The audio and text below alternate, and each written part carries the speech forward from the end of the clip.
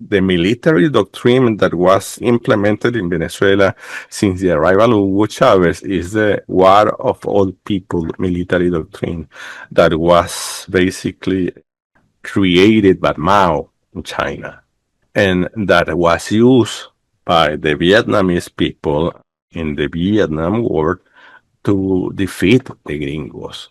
And it is already also used in Cuba. So the concept is that when there's a security threat against your country, not only the military have to mobilize, but the whole country have to mobilize to defend the sovereignty and the freedom of the country. That's the whole concept behind the war of all people.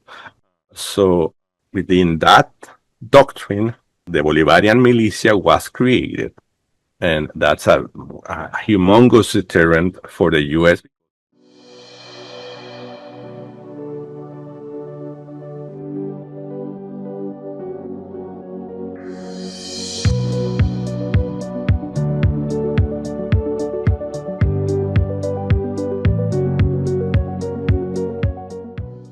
Hello and welcome to Global Majority for Peace podcast. I'm Ileana Chan. Every week on this podcast, we discuss with special guests from across the world our mission of building a global movement to promote peace and challenge the US-led war drive against China, Russia, and countries in the global south. We will be posting the first part here on YouTube and then the full episode on our Patreon for members to watch for free. So please become a member on our Patreon and know that if you make a donation, it will just go to covering our costs. It will also be available as an audio podcast as well. This week, we have a very special guest, Jesús Rodriguez-Espinoza. He is an expert in international relations, Venezuelan politics, and communication. He served for several years as Consul General of Venezuela in Chicago. Before that, he was part of the foundational editorial team of Aparea.org. He is the founder and editor of the Venezuelan anti-imperialist news outlet Orinoco Tribune.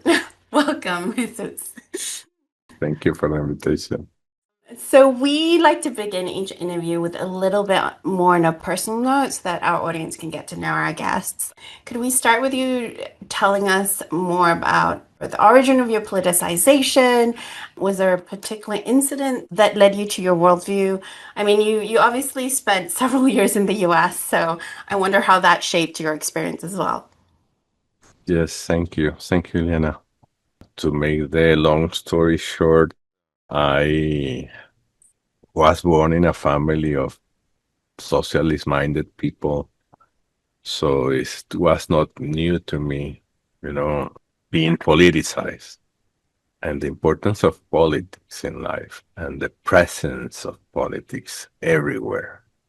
And when you grow up, you learn how that reality is. When you are younger, you tend to believe that not everything is politicized. But in reality, every single thing in the world is politicized. So that's my background. Because of that, my family have, friends in the Venezuelan Communist Party. And I got a scholarship to study in the Soviet Union. So I lived in the Soviet Union from 1986 until 1989, almost before the collapse of the Soviet Union during Gorbachev times. And I came back to Venezuela, not as politicized as you might imagine after living 3 years in the Soviet Union, but I came back. But the real event that changed my relation with politics was the coup d'etat against Hugo Chavez in 2002. At that moment, I realized that because before that, despite being progressive, socialist-minded a person, I saw that still there were things in life that were not that politicized. But when the coup d'etat happened against Hugo Chavez in 2002, I realized that, it was a media organized coup d'etat with the support of the US, but the role of the Venezuelan media at that time was disgusting and incredible. So because of that, during those few hours that Hugo Chavez was in jail, disappeared, no one knew exactly where he was. During the Hugo Chavez time, I began reading the Constitution and I watched the statements of the new de facto president, disbanding the Congress and governors. And I began reading the yes approved Venezuelan new Constitution of 1999. And I said, wow, there's nothing here that talks about what is happening. I mean, this is a very clear constitutional violation of everything that is. I mean, it's a real violation of everything that is in the Constitution. So I began sending emails abroad to newspapers inside Venezuela and outside Venezuela, to United Nations organizations, to NGOs. And because of that, we became extremely active with the time. It was not immediately, but a few weeks passed, and this big movement of chapistas on the internet supporting Hugo Chavez in a more strong way. And because of that, I became more active politically. So that's a long story short. Wow, that's really a fascinating story. I mean, honestly, we could talk for a whole hour just on your experiences in the Soviet Union and everything, but we Yes. will stick to our agenda. Thank you for sharing, though. I appreciate that. And certainly your media platform that you started, Yes. Orinoco Tribune. You state on it, we are trying to compile valuable information and debates concerning Chavismo, which otherwise would not reach the outside world due to the lack of translation, censorship, silencing, and the blockade being enforced against Venezuela and other countries. So this is Global Majority for Peace's first episode touching primarily on Venezuela. And the amount of misinformation about the country is pretty extensive. And I have to admit that I really lack knowledge in this area. So let's start with some of the alarming news currently dominating the headlines and break it down from there. So in September of this year, the US military conducted airstrikes on vessels in the Caribbean Sea and Eastern Pacific Ocean, claiming they were transporting drugs from South America, singling out Venezuela and Colombia. Of course, this is really being expanded towards all countries in South America, but they're very specifically targeting Venezuela first and Colombia. The US is using the term narco terrorist to justify further military escalations. Can you help us break down what is actually happening here? Yes, this is just the continuation of long exercise regime change operation from the US against Venezuela that didn't started with President Maduro, that started actually with President Chavez, as I just said. And that has been non-stop since 2002, since the coup d'etat against Hugo Chavez in 2002. So we have been living different stages of this U.S. Operation against Venezuela. And what happened in recent days is that the correlations of forces worldwide has been changing, has been switching. And that's also the result of the decline of the US. And with the decline of the US, there has been new forces, especially those around BRIC countries. And the US has decided, with especially during these few months of the Trump administration, that some people have the impression that have been years. During these few months of the Trump administration, the US has been trying to exercise his old fashioned Monroe Doctrine towards Latin America to guarantee its dominance, at least in this part of the world. Take into consideration that in other parts of the world, the correlation of forces is not advantageous for the US. So that, in terms of geopolitical analysis, that's what is happening. In that changing the view towards Latin America from the US, natural resources have an important role for the U.S. economy and for the U.S. dreams of continue an endless global domination. And Venezuela happens to have the biggest oil reserves in the world. And, within that context, one can have an idea of what is really happening.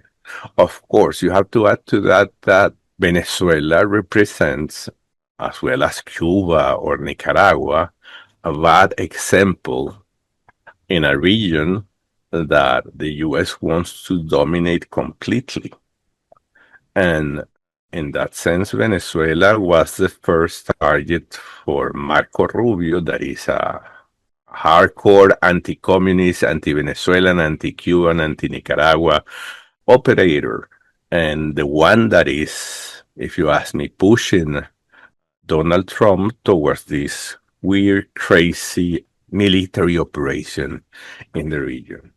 And the attack, as you said, began with Venezuela. I mean, this incredible military build-up that I have not seen in my lifetime, which is not short. I mean, I'm 56 years old, and I never seen anything like this in my life. The presence of 8 warships of the U.S. in the region, with a nuclear submarine, with a flotilla yes, a flotilla of F-35 in Puerto Rico, fire jets, and with the Gerald Ford aircraft carrier on its way. It should be already very close to the Caribbean already, with the flotilla that usually surrounds an aircraft carrier. That represents the biggest military deployment in the region. And it is deployed with the excuse of fighting drugs against a country. Right now, the scope of the deployment has spread somehow, but at the beginning, they were talking only about Venezuela. And the US has been using the excuse that they are fighting drugs, narco trafficking in the region. And Venezuela happens to have been certified as a country free of cocaine or illicit drug crop production by United Nations and other international organizations that dedicate their life to. So we don't have cocaine crops in Venezuela. They are not. I mean, maybe in the border of Colombia, there are some regions that from time to time, the cocaine producers have been trying to do that, to expand their crop area towards Venezuela. But regularly, the Venezuelan army has organized operation to destroy those places, those crops, or any small production facilities that they might have to process the drug and make it convert it into actual cocaine. So the argument used by the US is incredibly weak. And despite not having cocaine crops, we are not in the list of countries with the biggest transit of cocaine to the US or to anywhere, actually. I mean, UN reports also said that the drugs from Colombia or from Bolivia or Peru, that are the main cocaine producers in the world, that goes to the north via Venezuela, only represents 5% of the overall cocaine production. The rest of the cocaine that is produced in this part of the world goes to the US mainly through the Pacific region. That right now the US is also targeted, but it was not in the first narrative of the US. But they realized that saying that the whole cocaine transit of drugs from South America was happening through Venezuela was not a very solid argument. So they decided to spread, the scope, expand the scope of the operation. So that's basically what is happening. And you hear President Trump, or you hear Marco Rubio talking about Venezuela producing and exporting fentanyl also, which is extremely crazy, because in this part of the world, even in Colombia or Peru or other countries in South America, fentanyl is not an issue. I mean, it's not a problem. I mean, the biggest risk of fentanyl entering into the US happens via Mexico, Canada, or even in the US. That they say that there are a lot of factories that process fentanyl inside the US. So the whole explanation or narrative of the US to initiate these attacks is very weak, but that doesn't matter. The US just need to have credible, between quotation, narrative to explain their military operations, and they just found out that drugs was going to be it, and they decided to go with it.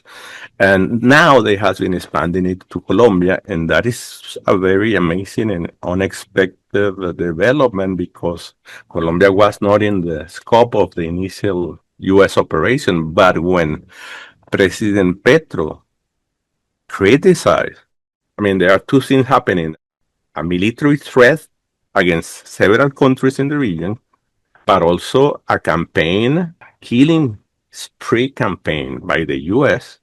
that are committing what the UN has already labeled extrajudicial killings in the region. I mean, they are killing people without identifying them. I mean, maybe those people that has been killed might have been involved in drug, but even if that's the case, the whole operation is an execution. I mean, they are executing, the US military is executing people from several countries in Latin America and the Caribbean without giving them the chance of defend themselves, to have a due process to see if they were really drug traffickers.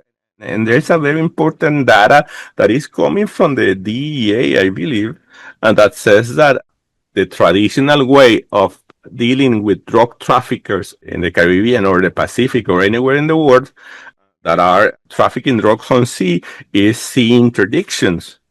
And the statistics says that 25% of sea interdictions are false positive, are not real, I mean, are mistakes, you know?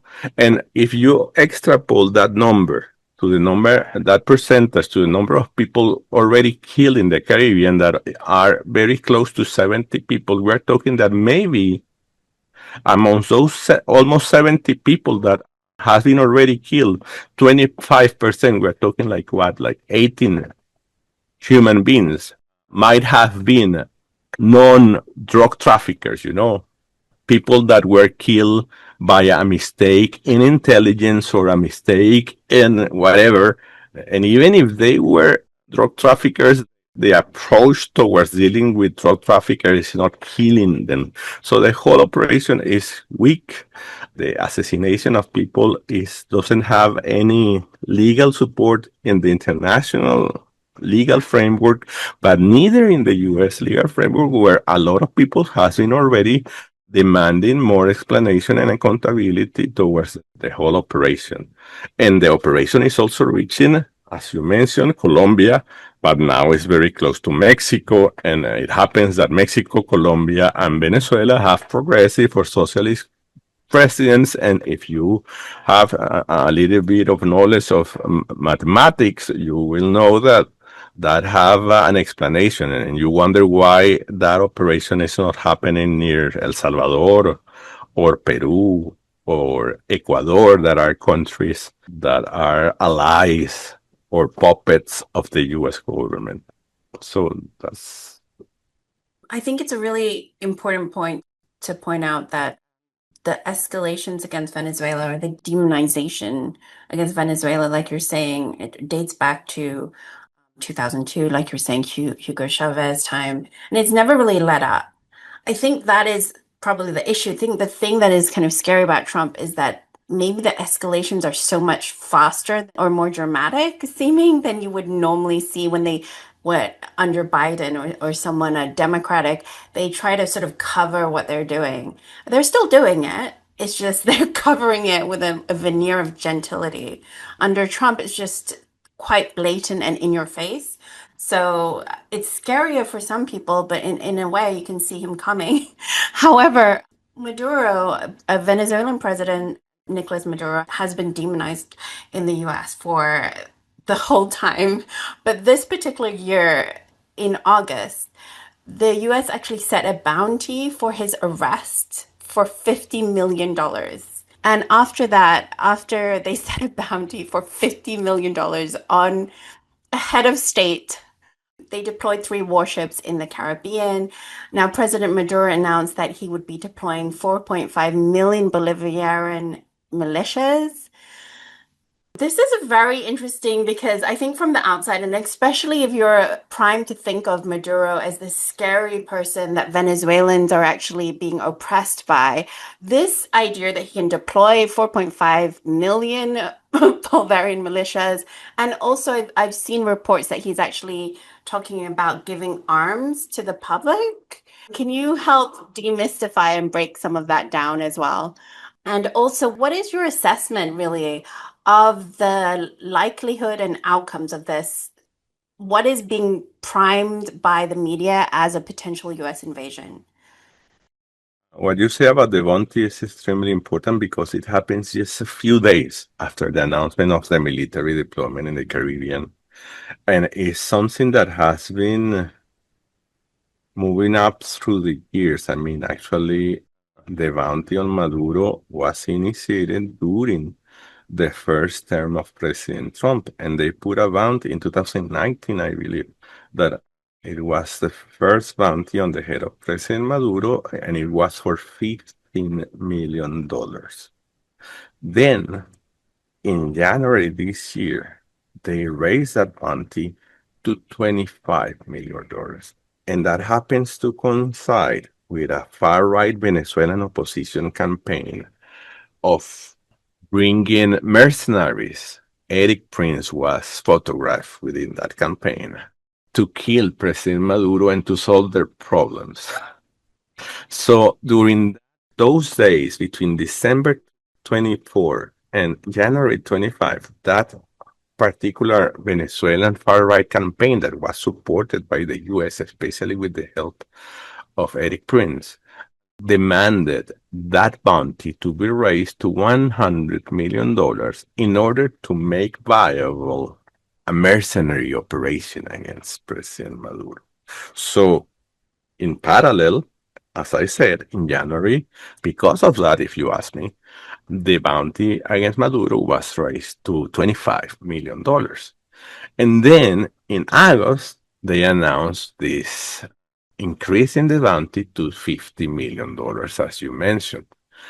And I believe that the goal of all the right wingers in Venezuela is that that bounty reaches the $100 million marks, which is what mercenary groups might need in order to do a real military operation to kill Maduro. So that's to give you a background or the whole picture of the whole bounty scene.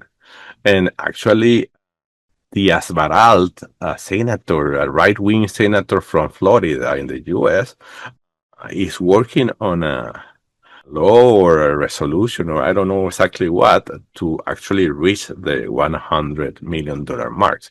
So that's to give you an idea of how everything is moving on. So when the U.S.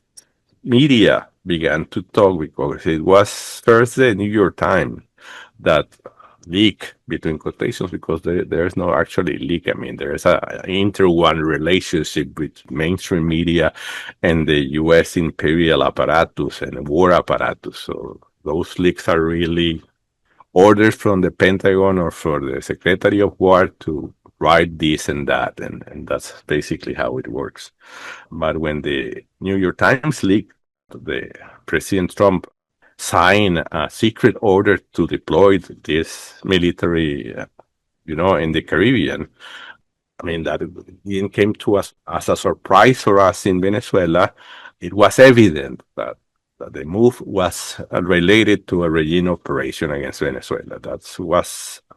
I mean, all the signs pointed into that direction.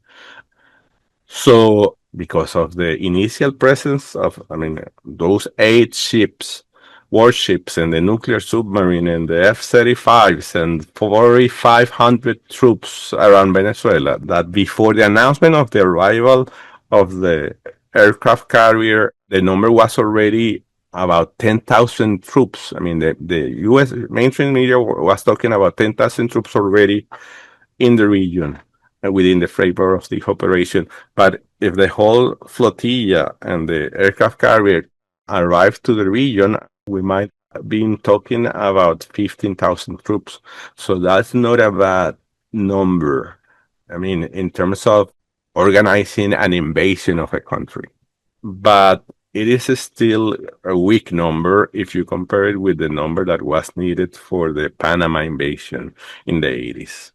So, during the Panama invasions, analysts talk about 27 or 28,000 U.S. troops were needed for that invasion. So the number in Panama is way smaller than Venezuela and less complex in terms of topography or features in the terrain than Venezuela. So most analysts says that it's very improbable unless the military build-up continues and gets expanded, that there's gonna be like a military invasion of Venezuela. But a lot of analysts, I'm included among them, believe that a decapitation operation, decapitation strike, as mainstream media call it in the U.S., might be a real possibility, a bombing of the presidential palace in Venezuela in an attempt to kill President Maduro.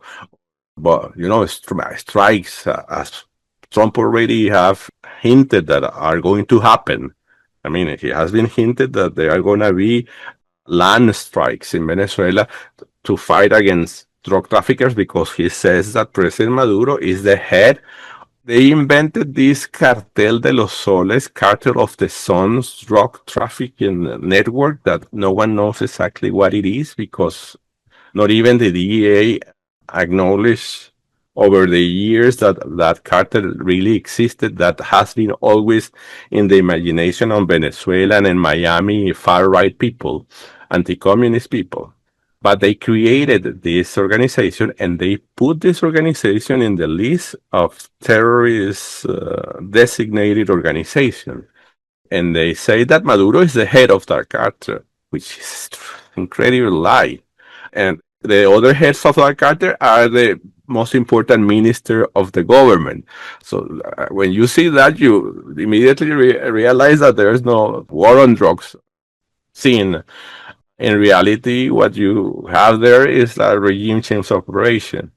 And they also accuse, and when they raise the bounty to President Maduro to $50 million, they say that Maduro was the head of that cartel, that Maduro was supporter of the Tren de Aragua, which is a criminal gang in Venezuela that was disbanded a few years ago. But they say that this is the biggest cartel of drugs, which is a lie because that was a small, not a small, but it was relatively small in comparison with a cartel criminal gang that is not a cartel that was basically terrorizing Venezuela a few years ago with kidnappings and extortion and things like that. They never were related to drug trafficking, at least in big proportions. So that's to give you an idea of the whole situation of war and deployment.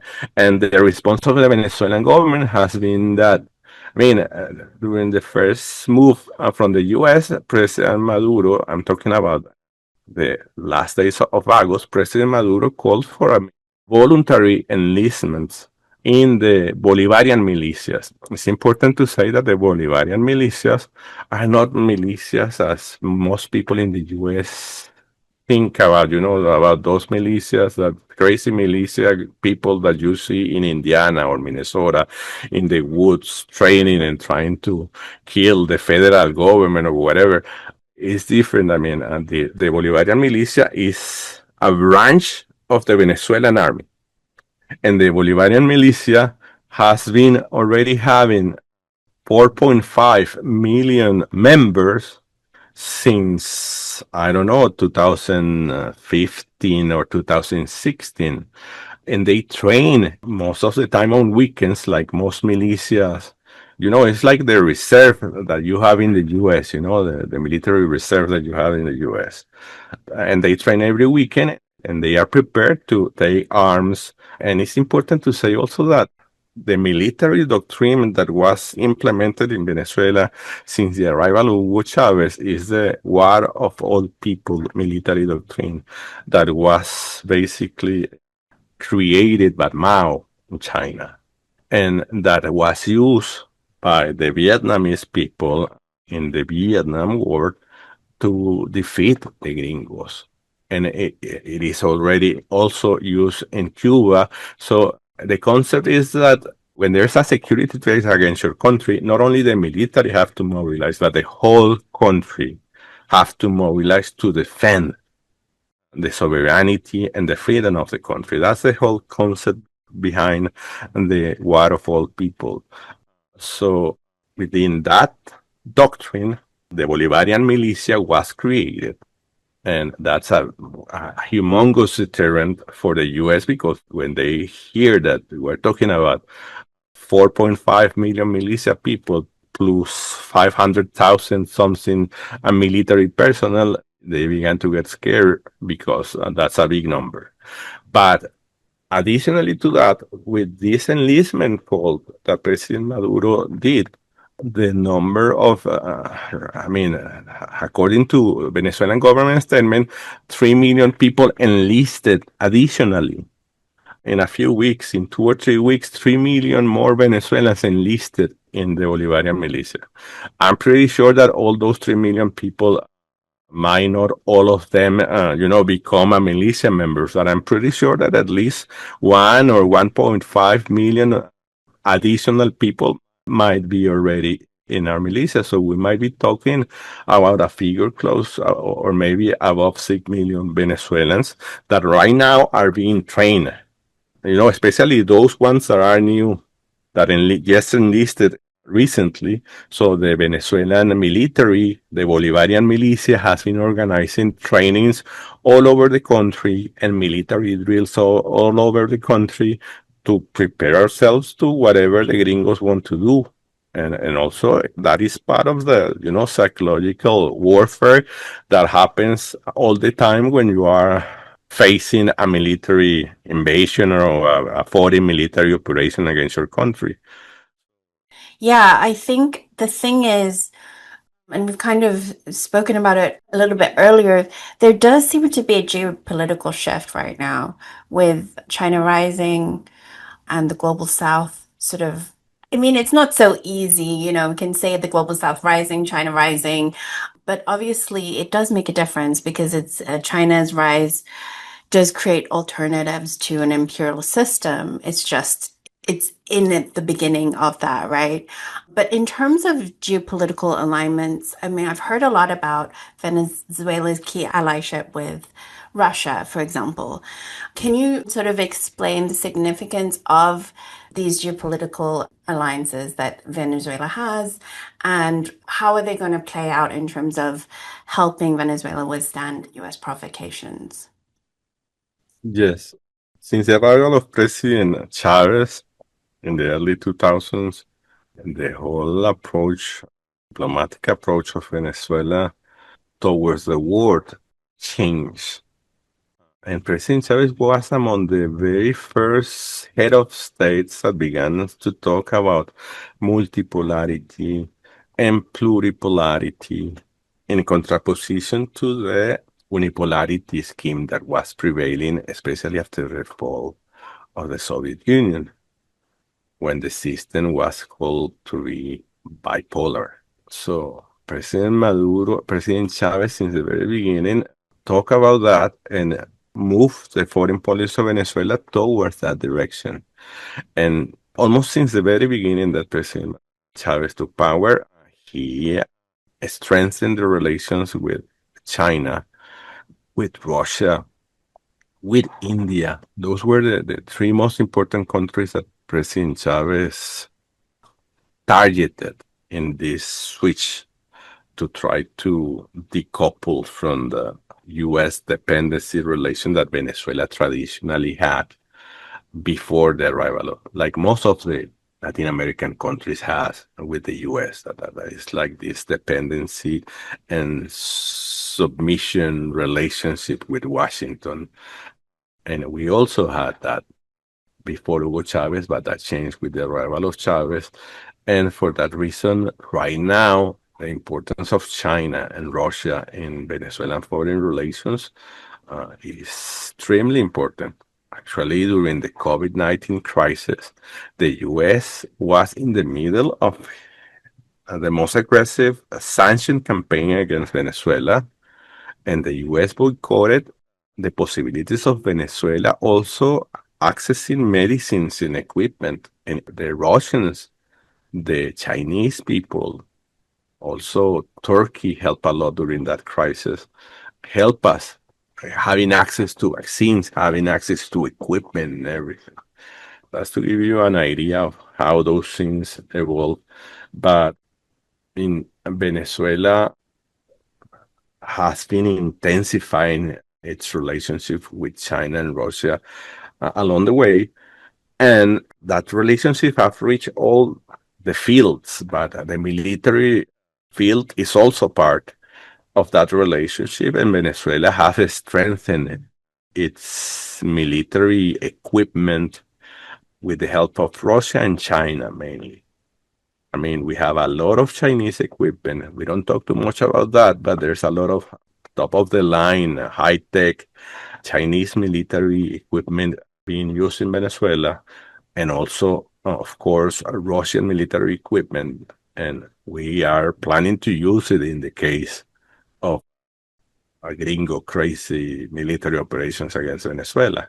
So the relationship has been, as you said, being strengthened, and we are strategic partners with China. I mean, we have reached a higher level that the Chinese government have in a strategic, they call it all-weather strategic alliances or something like that. So that's the highest level of, and only a few countries in the world have that level of relationship with China, and Venezuela is among those three countries. I want to clarify this because a lot of people within the framework of military invasions or interventions, they always ask about how the Russians and how the Chinese are going to support you in a war against the US. And that approach has been changing a lot in recent decades. I mean, it's not like in the 20th century where countries, if you invaded a country, another country was going to immediately join you and form an alliance or whatever. I mean, those things has not have been happening in recent decades, and I don't believe that that will happen in the case of a U.S. aggression against Venezuela. But I'm pretty sure that China, Russia, Iran also are going to support us in all the way they can because we have become strategic allies. But in recent days, the Russian government has been making a series of statements regarding the Venezuelan situation that make me rethink. I mean, for this last week, the week that just ended, during that week, the Russian Ministry for Foreign Affairs made two statements, two very strong statements in relation to the defense of Venezuela and opposing U.S. military threats against Venezuela and, extrajudicial killings in the region. So I've seen Russia taking a lead in more openly defending Venezuela in recent days. That doesn't mean that they are going to form an alliance or whatever. I don't think that the Russians are capable of doing that, especially under the current circumstances that they have to deal with Ukraine. But experience in Syria. But anyway, I believe that that's something that is important to highlight, and we have allies over the world that actually have helped us bypass the terrible sanctions that not only, I mean, that didn't begin with President Trump's first term. Actually, the whole framework for the sanction regime against Venezuela was designed by Obama. And Obama signed a decree in 2015 declaring Venezuela an extraordinary security threat for the U.S. And with that decree, the whole legal framework within the U.S. to attack Venezuela with sanctions was created. So Obama is the main that the mainstream media in the US says that he's a good guy, is the main mastermind behind the sanctions against Venezuela.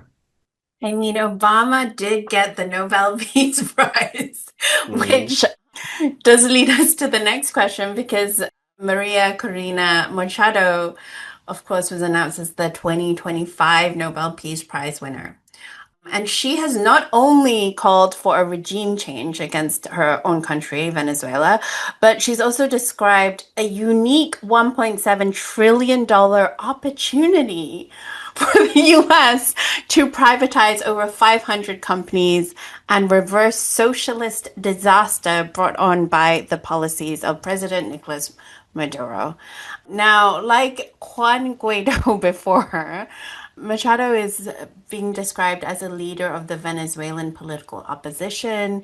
Now, Juan Guaido is really now he's more commonly derided because he's really seen as a very obvious US puppet. So he's more of a meme than anything else.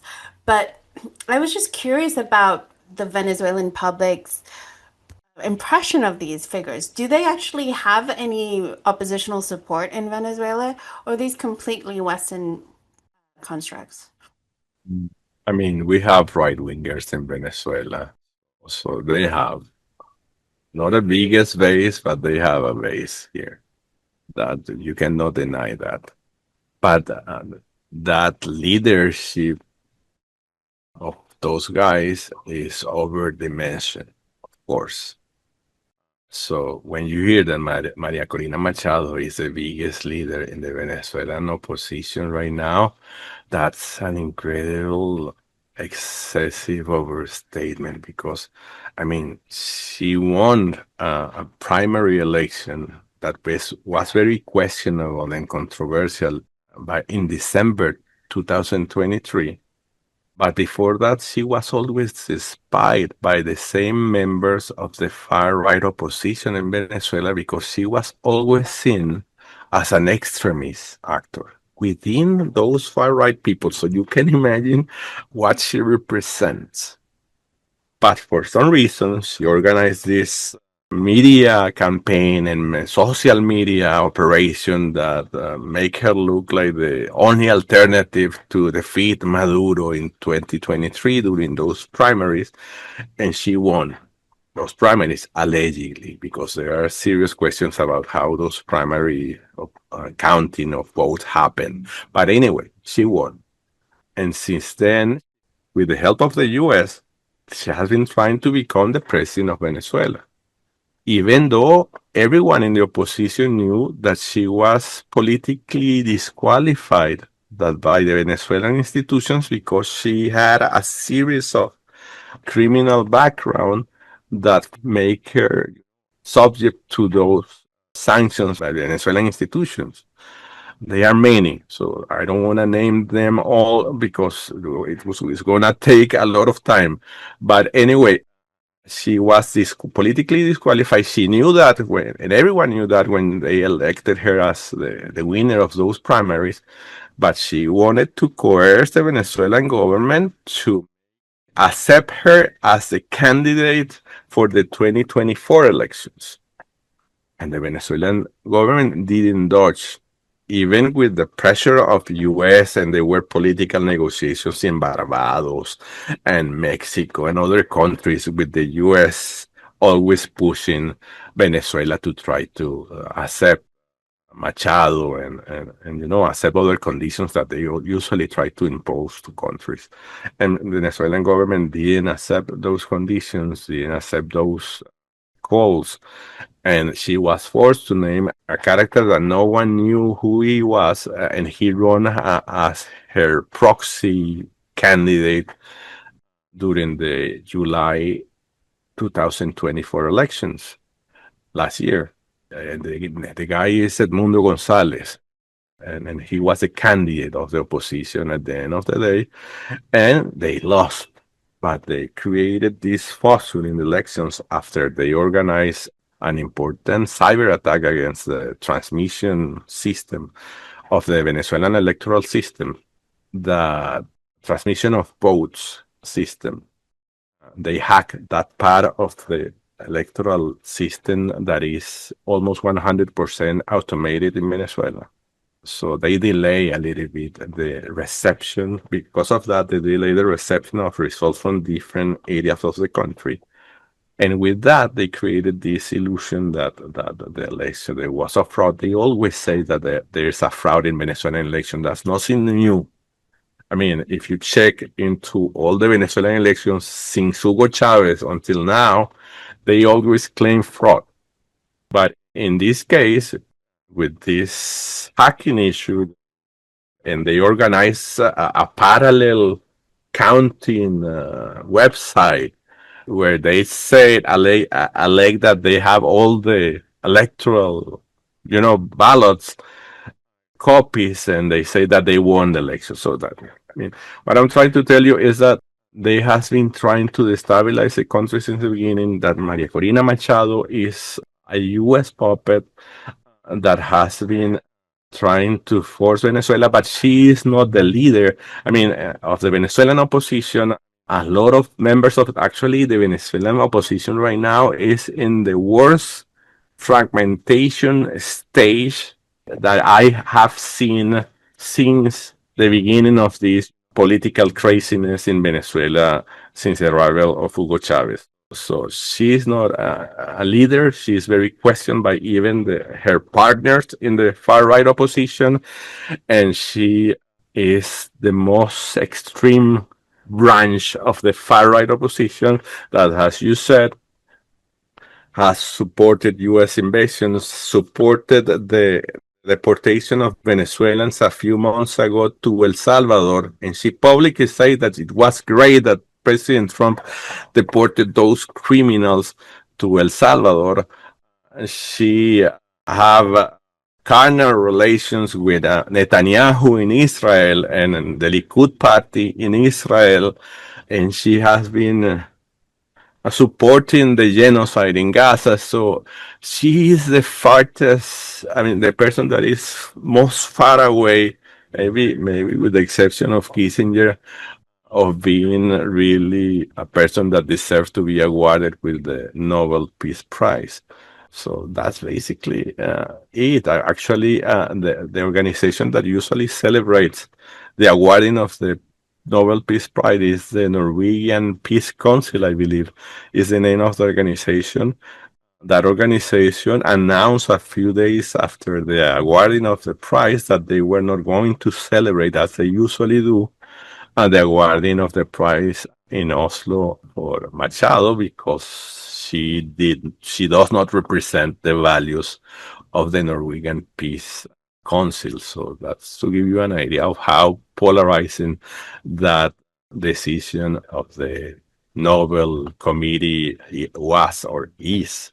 Actually, a lot of people, I mean, when you hear the statement of the Norwegian, the Oslo Committee for the Nobel Peace Prize, you hear that they were talking like a very basic US Washington talking points about Machado, saying that she is the leader of the opposition, saying that she is a victim, she is an heroine because she is living in Venezuela under the oppressive regime of President Maduro and she's in the hiding, which is a stupidity. I mean, the Venezuela government knows exactly where she is, as we knew exactly where Guaido was when he was trying to be the interim president of Venezuela.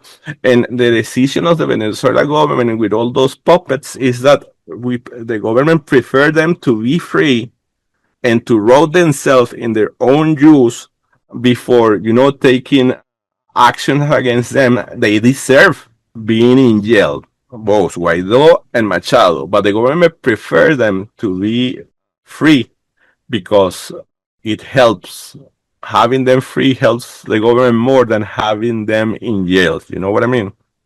Yeah, So absolutely.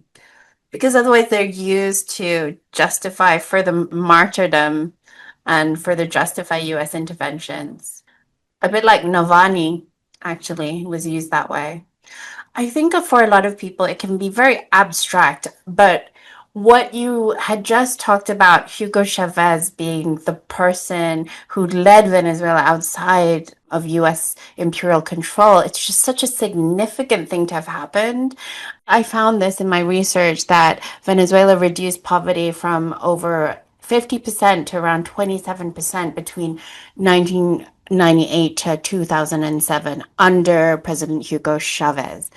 Yet by 2025, poverty has surged to approximately 70%. So, can we break down the key factors driving this reversal? I would just say, spoiler alert, US empire has a lot to do with this, I'm guessing. But also, Venezuela did join the China's Belt and Road Initiative in 2018. So, can you sort of unpack the implications of that and the implications of US sanctions, of course? Yes, yes. That's basically the most important element behind the deterioration of the Venezuelan economy in recent years. Since Hugo Chavez took power in 1999, the Venezuelan government changed its policies towards poverty, and that remained in Venezuela and was seen clearly in Venezuela until 2012, 2013. And the economic conditions of Venezuela were extremely improving. I mean, the GDP, all the indicators. The only big issue that we always had in economic terms was inflation. Now, inflation has been something that always has been affecting us, even during President Chavez term governments. But as I mentioned, in 2013, there was, we are very dependent on oil also. And in 2013, there was this crisis in the oil market that usually affects us a lot when the prices of oil goes down. Like a lot of people in the US celebrate, in Venezuela happened the opposite.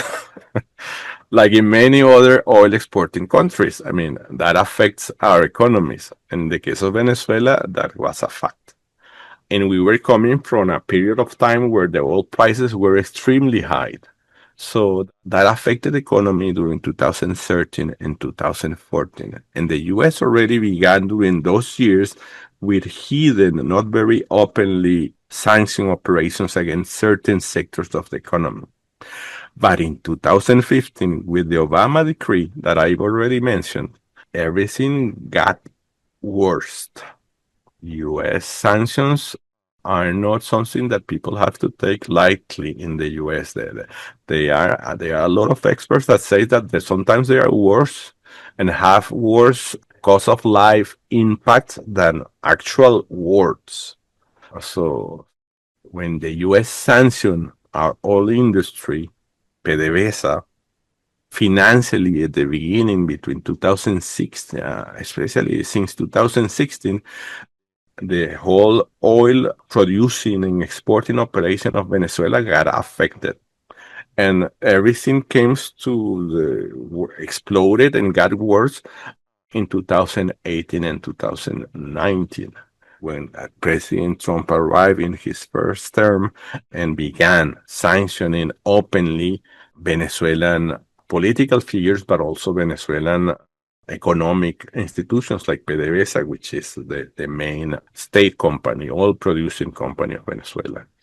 In 2019 was the year when the whole battery of sanctions targeted Venezuela in the worst possible way. And from 2019 to 2020, the Venezuelan income fell. I mean, Venezuela in 2020 received foreign income of less than 10% of the income that we received in 2019. So imagine that in your house, you have a salary of $5,000, and then the next year you have a salary of $500, and you have to live with that. Of course, a lot of people are gonna be suffering hunger in your household because of that. The same thing happened to Venezuela. And I was very critical of President Maduro because I believe that at the beginning, I mean, one also have to understand the whole arrival of President Maduro to power. I mean, he was the foreign minister of President Hugo Chavez during I believe that almost 6 years. And he did an amazing job in the foreign ministry. And Chavez decided that he deserved to be his successor because Chavez died of cancer. Some people believe that it was a U.S. creation, created cancer. But anyway, that's another discussion. But no one was expecting that President Chavez was going to die. Chavez was loved by the majority of Venezuelans, and the death of Chavez was like a slap in the face, like 1 million times on the Venezuelan people that support him. Despite all that mourning after Chavez's passing, we were forced to have elections a few months after his passing because that's what the Venezuelan constitution says. And President Maduro, because Chavez, a few weeks before dying, had a press conference in the presidential palace and asked Venezuelans that in the worst case scenario of his death, he wanted the Venezuelan people to elect, to vote for President Maduro. So that was happening. But Maduro won that election with a very narrow margin against right wingers. That election was won by him. And the arrival of President Maduro was like unexpected. He himself did not expect to become the president, but he was elected president.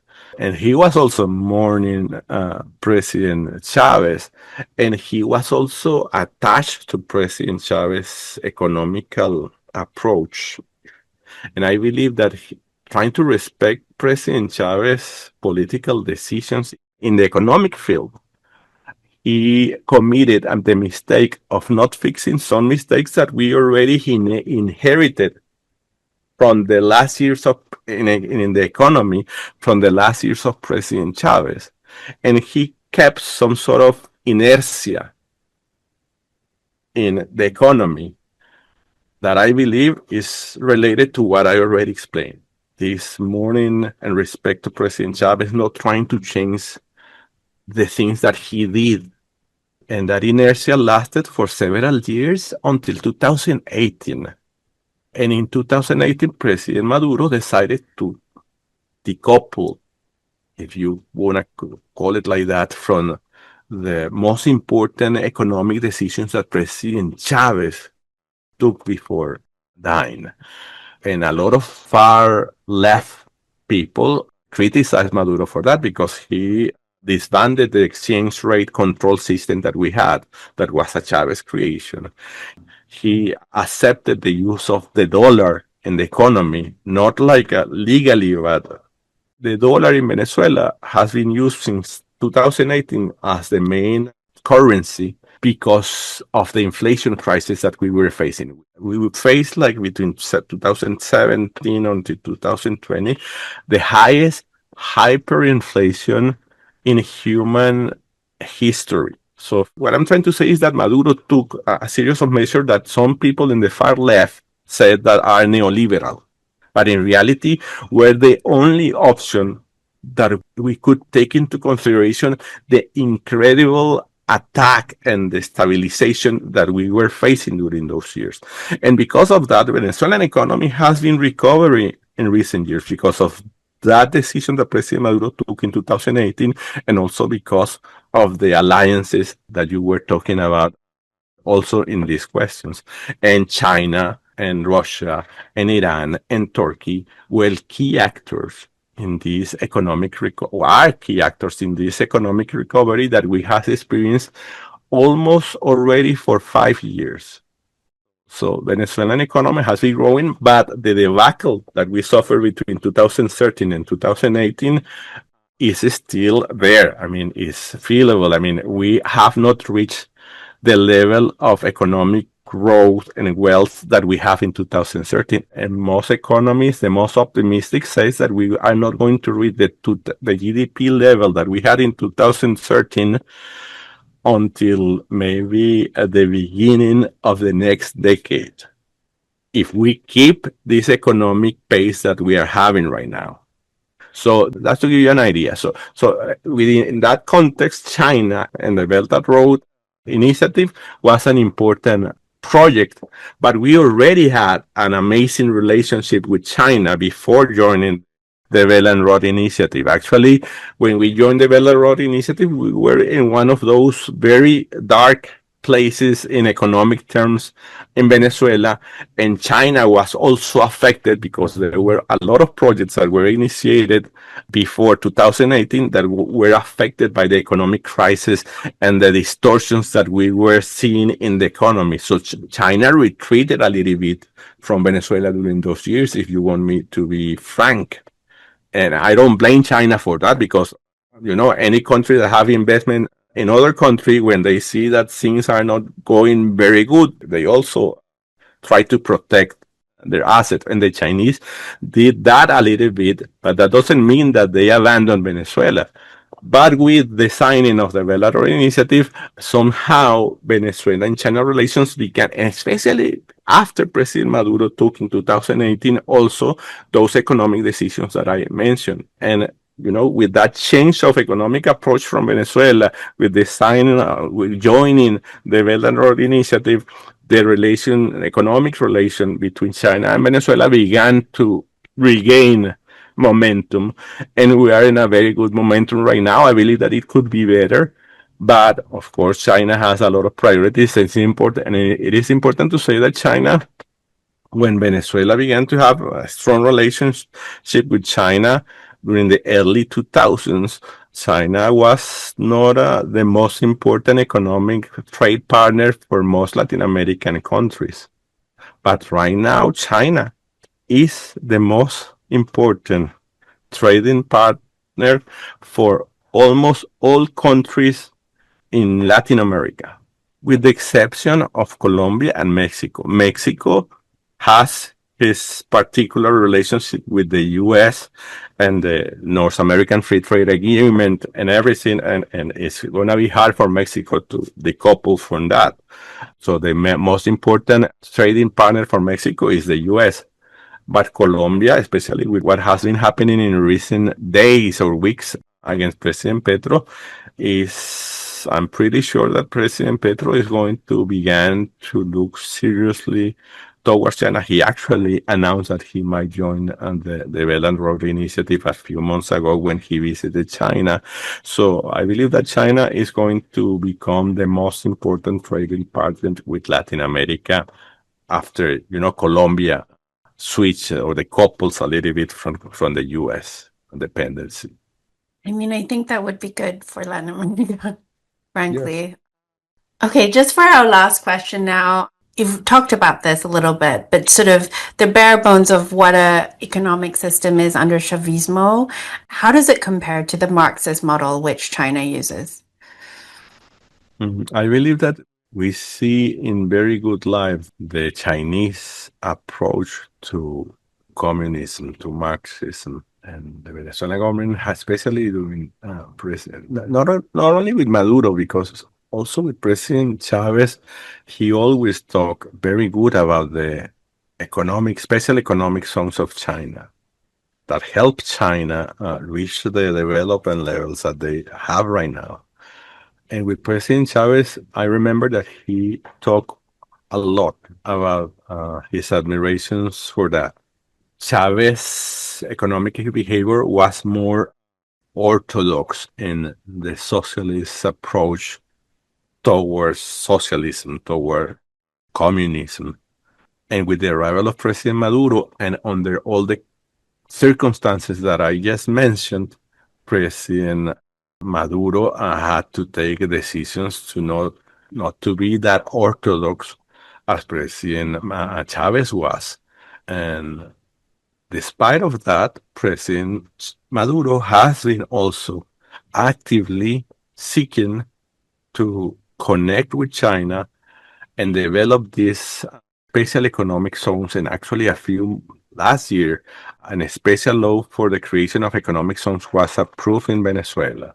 And a lot of things has happened in around that. I believe that we have not pushed enough towards the development of those zones, but those things are there and are happening, are moving, not as fast as I wish, but I believe that doesn't depend entirely from the Venezuelan side. I believe that that also is part of the relationship and the commitment from the Chinese part also. So it doesn't depend entirely the success of that initiative because we are trying, I mean, those economic zones were created explicitly to use the example of China. So basically, what I'm trying to tell you is that Venezuela is a country that works and moves towards socialism, but in a more pragmatic way. And I believe that is the way that the Chinese people have implemented over the last decades, and the way that has given the highest level of success in history.